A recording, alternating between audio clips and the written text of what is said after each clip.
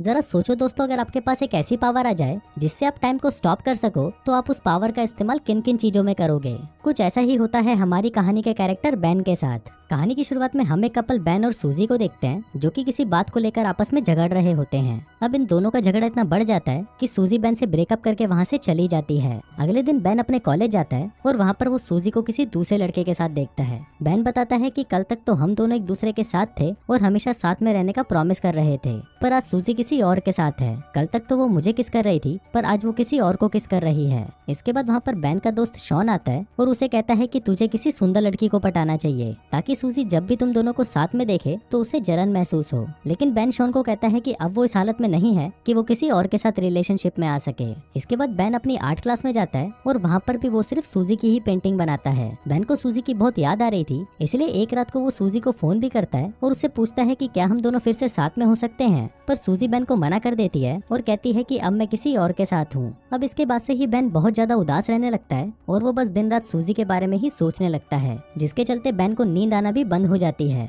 वो सोने की बहुत कोशिश करता है पर सो नहीं पाता, इसलिए बेन रात को बुक्स पढ़कर या टीवी देखकर ही अपना टाइम पास करता है। फिर एक रात को बेन कुछ सामान लेने के लिए ग्रोसरी स्टोर में जाता है और वहाँ पर वो एक नोटिस देखता है जिस पर लिखा था कि नाइट शिफ्ट पर काम करने के लिए यहाँ पर स्टाफ की जरूरत है। अब बेन को तो रात को नींद आती नहीं थी, इसलिए बेन सोचता है कि टाइम पास करने के लिए यहाँ पर काम करना ही सही रहेगा। फिर बेन उस स्टोर के मैनेजर के पास इंटरव्यू देने जाता है और मैनेजर उसे वहाँ पर काम करने के लिए सेलेक्ट कर लेता है। अगली रात से बेन उस स्टोर में काम करने लगता है। उस स्टोर में बेन के साथ एक लड़की भी काम करती थी जिसका नाम शैरन होता है। बेन देखता है कि शैरन जब भी स्टोर में लेट आती थी तो मैनेजर उसे अपने कैबिन में बुलाकर हरास करता था। इसके बाद बेन हमको बताता है कि यहाँ पर सुपरमार्केट में टाइम बहुत ही धीरे धीरे कटता है, इसलिए यहाँ पर काम करने वाले एम्प्लॉइज टाइम को जल्दी काटने के लिए अलग अलग तरीके अपनाते हैं। जैसे शैरन अपनी घड़ी पर टेप लगा देती है ताकि उसे टाइम का पता न चल सके और टाइम जल्दी बीत जाए। शैरन के अलावा स्टोर में दो और एम्प्लॉय भी काम करते हैं, जिनमें एक का नाम मैट और दूसरे का नाम बैरी होता है, और ये दोनों स्टोर में काफी उल्टी सीधी हरकतें करते रहते हैं और इसी तरह ही वो दोनों भी अपना टाइम पास करते हैं। अब यहाँ पर बेन के लिए भी टाइम पास करना बहुत मुश्किल हो गया था, इसलिए बेन के पास एक सुपर पावर आ जाती है। बेन टाइम को फ्रीज कर देता है, जिसके बाद वो सुपरमार्केट में आई सारी सुंदर लड़कियों के कपड़े उतारता है और उनकी ड्राइंग बनाने लगता है। बेन बताता है कि उसे दुनिया में सबसे ज्यादा सुंदर क्रिएशन लड़कियां ही लगती हैं, इसलिए वो सिर्फ लड़कियों की ही ड्राइंग बनाता है। अब बेन ऐसे ही लड़कियों की ड्राइंग बनाकर अपना टाइम पास करता था और जब बेन टाइम को वापस नॉर्मल करता तो बहुत सारा टाइम बीत जाता था और इसी वजह से बेन को स्टोर में ज्यादा काम भी नहीं करना पड़ता था। अब ऐसे ही कुछ दिन बीत जाते हैं और फिर एक दिन जब बेन काम पर आता है तो वहाँ शैरन भी उसके पास आती है। फिर बेन अपने लॉकर में से एक सैंडविच निकालता है तो उसे देखकर शैरन कहती है कि उसे बहुत भूख लग रही है, तो क्या वो ये सैंडविच खा सकती है। अब बेन उसे हाँ बोल देता है और शैरन को वो सैंडविच खिला देता है। शैरन जब वो सैंडविच खा रही थी तो बेन उसे देख रहा होता है और बेन के मन में शैरन के लिए फीलिंग्स जागने लगती है। इसके बाद बेन स्टोर में आता है तो वहाँ पर उसे बैरी और मैट मिलते हैं। फिर वहाँ पर मैट बेन को कहता है कि आज रात को वो शैरन के साथ मूवी देखने जा रहा है, जिसके बाद वो शैरन के साथ इंटीमेट होगा। अब ये सुनकर बेन को बहुत बुरा लगता है और वो सोचता है कि जब भी वो किसी लड़की को पसंद करता है तो वो लड़की उसे छोड़कर चली जाती है। बेन बताता है कि जब वो छोटा था तो वो एक लड़की को पसंद करता था, पर वो उसे कभी भी अपने दिल की बात नहीं बता पाता था। एक दिन उस लड़की का हाथ टूट गया और उस पर प्लास्टर चढ़ गया। फिर जब वो प्लास्टर उतारा गया तो उस लड़की के हाथ पर बहुत सारे बाल आ गए। अब ये देखकर स्कूल के सभी लड़के उसे चिढ़ाने लगे। फिर एक दिन बेन उस लड़की के पास आता है और उसे कहता है कि तुम जैसी भी हो मुझे बहुत ही सुंदर लगती हो, क्या तुम मेरी गर्लफ्रेंड बनोगी। अब ये सुनकर वो लड़की खुश हो जाती है और उसे हाँ कर देती है। इसके बाद वो लड़की बेन को स्कूल के पीछे ले जाती है और उसे किस करने की कोशिश करती है, पर बेन उसे किस नहीं करता और उठकर वहाँ से चला जाता है। बेन उस लड़की को कहता है कि कल सेम टाइम पर इसी जगह पर आना, जिसके बाद हम दोनों किस करेंगे। अब अगले दिन बेन उसी टाइम पर स्कूल के पीछे आ जाता है, पर वो देखता है कि वो लड़की तो वहाँ पर नहीं आती। जिसके बाद अगले दिन उसे स्कूल में पता चलता है कि वो लड़की ने स्कूल छोड़ दिया है और वो हमेशा के लिए अंटार्कटिका शिफ्ट हो गई है। इसके बाद हम स्टोर मैनेजर को देखते हैं, जो कि बेन और बाकी के एम्प्लॉयज को अपने पास बुलाता है और कहता है कि कल हमारा एक फुटबॉल मैच है। फिर अगली शाम सभी लोग मैच खेलने के लिए जाते हैं, लेकिन यहाँ पर बेन और उसकी टीम सही से मैच नहीं खेल पाते क्योंकि वहाँ पर किसी को भी फुटबॉल खेलना नहीं आता था। अब बेन गेम से बहुत ज्यादा बोर हो चुका था, इसलिए वो टाइम को फ्रीज कर देता है। फिर बेन अंदर जाता है और वहाँ पर देखता है कि सभी लोग फ्रीज हो चुके हैं, लेकिन तभी वो देखता है कि वहाँ पर एक आदमी अभी भी हिल रहा होता है।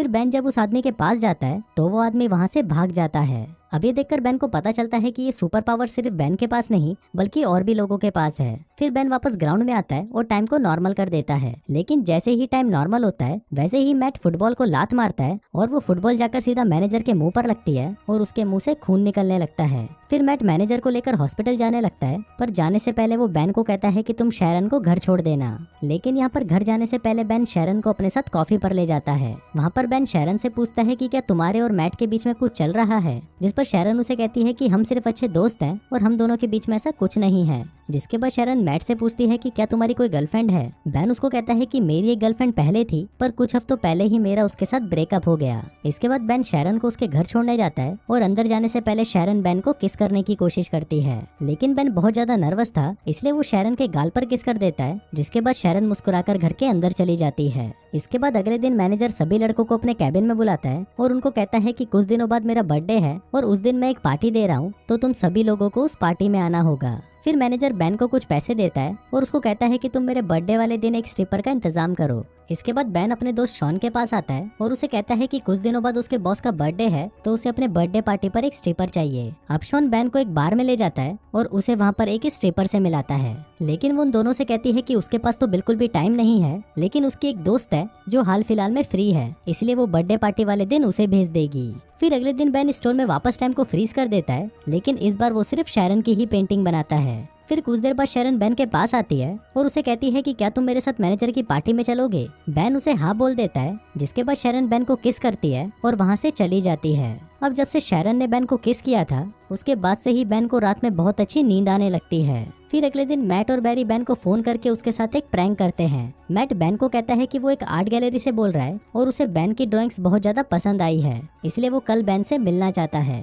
अभी सुनकर बेन बहुत ज्यादा खुश हो जाता है। जिसके बाद वो शैरन को लेने उसके घर जाता है और फिर वो दोनों साथ में मैनेजर की पार्टी में जाते हैं। वहीं पार्टी में बेन को उसकी एक्स गर्लफ्रेंड सूजी भी मिलती है। वहीं शैरन बहुत ज्यादा सुंदर लग रही थी, इसलिए सूजी बेन को उसके साथ में देखकर जलन महसूस करने लगती है। थोड़ी देर बाद पार्टी में स्ट्रिपर आ जाती है और शॉन उसे देखकर पहचान जाता है कि ये तो उसके बचपन की दोस्त है। जिसके बाद शॉन उसे अपने साथ डेट पर चलने को पूछता है, तो वो स्ट्रिपर भी उसे हाँ कर देती है। इसके बाद मैनेजर शैरन के पास आता है और उसे अपने साथ इंटीमेट होने को कहता है, लेकिन शैरन मैनेजर को मना कर देती है और उसे गालियां देकर वहाँ से चली जाती है। दूसरी तरफ बेन वॉशरूम के लिए जाता है तो उसे वहाँ पर सूजी मिलती है। सूजी बेन को कहती है कि उसे गलती हो गई और वो बेन के साथ वापस रिलेशनशिप में आना चाहती है। अब ये बोलकर सूजी बेन को किस करने लगती है, पर बेन सूजी को खुद से दूर कर देता है और कहता है कि अब मैं शैरन से प्यार करता हूँ। नीचे शैरन बेन और सूजी को किस करते हुए देख लेती है और वहाँ से जाने लगती है। अब ये देखकर बेन टाइम को फ्रीज कर देता है और शैरन के पास आता है। अब बेन को समझ नहीं आ रहा था कि वो शैरन को क्या बताए। हम देखते हैं कि उसे टाइम को फ्रीज करे हुए 2 दिन हो गए थे, पर अभी भी उसके पास शैरन को देने के लिए कोई जवाब नहीं था।